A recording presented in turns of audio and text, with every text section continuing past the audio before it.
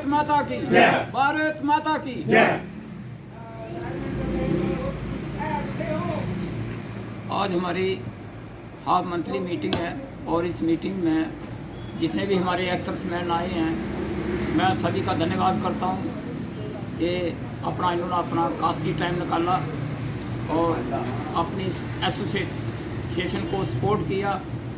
और इसके साथ साथ ही मेरे जो थोड़े से पॉइंट हैं कि जिससे हमारा फर्ज भी बनता, ड्यूटी भी बनती है कि अपने एक्सर्समैन को जितने हमारे साथ जुड़े हुए हैं सभी के पास ये इन्फॉर्मेशन पहुँचाना। अभी रिसेंटली आप सब ने सोचा होगा कि सुप्रीम कोर्ट ने डिसीजन दिया है कि 1 रैंक 1 पेंशन के ऊपर। तो देखिए, एक्सर्समैन लड़ते रहे 2 साल, तकरीबन 2.5 साल हो गया उन्होंने सुप्रीम कोर्ट के साथ लड़ते हुए, और आखिर में वही चीज़ आई कि 5 साल के बाद रिवीजन।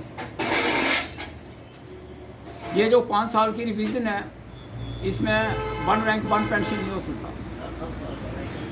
सभी एक्सर्समैन को या दूसरे हमारे जो जवान हैं, वीर नारी हैं, विडो है, वो यही समझते हैं कि अभी 1 रैंक 1 पेंशन आ गया, अभी मिल गया हमें, अभी हम इतना पैसा आएगा, इतना एरियर आएगा। 3 महीने का टाइम दे दिया उन्होंने, गवर्नमेंट ने ले लिया। गवर्नमेंट ने CDA को भेजना केस, जो वो फार्मूला निकाला उन्होंने उसको अडॉप्ट करना, उसी के ऊपर चलना। कोर्ट के आर्डर हो या किसी के भी हो, वो उन्होंने क्लियर कट कर दिया कि ठीक है इनको दो। लेकिन ये भी साथ में लिख दिया कि जो गवर्नमेंट ने बोला है कि 5 साल के बाद रिवीजन, वो ठीक है। केस लड़ रहे थे हम लोग, जो एक्सर्समैन दिल्ली में बैठे हैं, वो भी बेचारे यही सोचते हैं कि हर साल जनवरी में रिवीजन करो, पेंशन बढ़ा दो।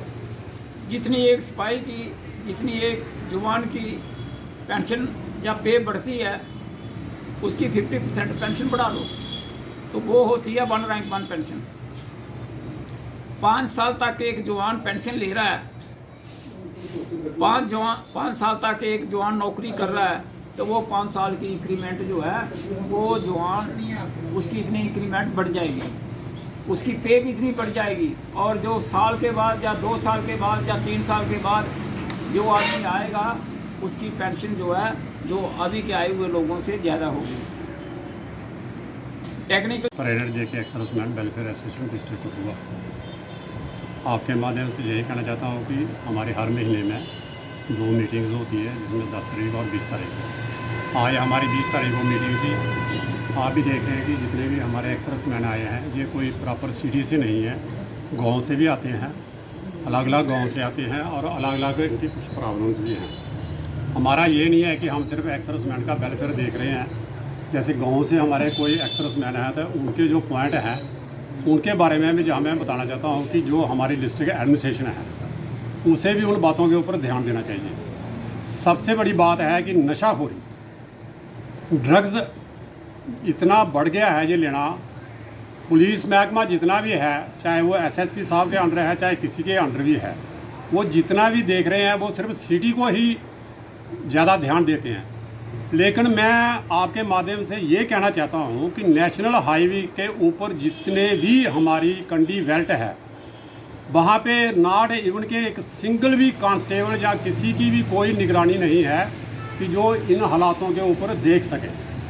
तो लिहाजा मैं ये डिस्ट्रिक्ट एडमिनिस्ट्रेशन से ख़ास करके ये पुरजोर अपील करना चाहता हूँ कि अगर आप सही मायने में अगर नशाखोरी के ऊपर अगर कोई कंट्रोल करना चाहते हैं, तो मेहरबानी करके गांव-गांव में जाइए और वहाँ भी देखिए कि क्या हालात बनते जा रहे हैं। दूसरी बात यह है कि हमारी एसोसिएशन के कुछ रिस्पेक्टेड मेंबर हैं, जैसे कैप्टन हमारे जाटराम साहब हैं, सूबेदार मेजर हमारे वर्मा साहब हैं, और हैं इनके साथ 2-4 साथी। डेली ये वहाँ पे दूध देने के लिए जाते हैं, जहाँ पे डिस्ट्रिक्ट हॉस्पिटल।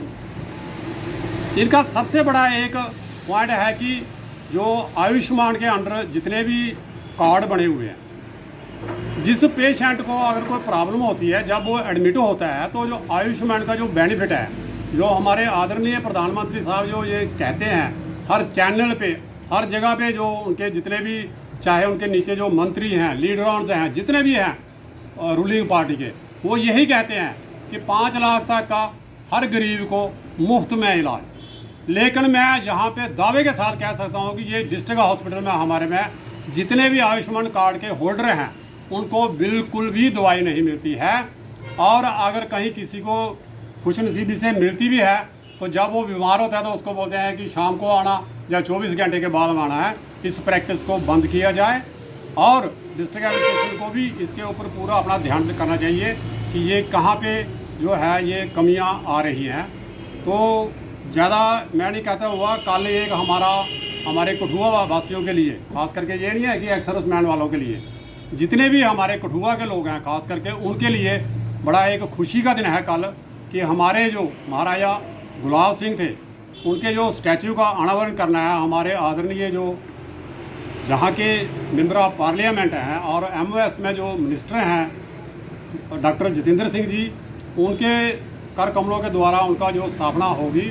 तो मैं ये कहना चाहता हूँ कि महाराजा गुलाब सिंह ये हमारी स्टेट के लिए नहीं, हमारी कंट्री के लिए नहीं, बल्कि पूरी दुनिया के लिए एक मिसाल थे, जिन्होंने अपनी जेब में से खर्च करके इसको रियासत को ख़रीदा था।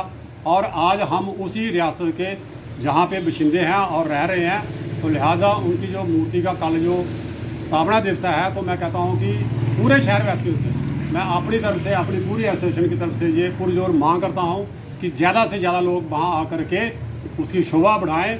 इसी के साथ मैं धन्यवाद करता हूँ मीडिया वालों का भी। जय हिंद, जय भारत।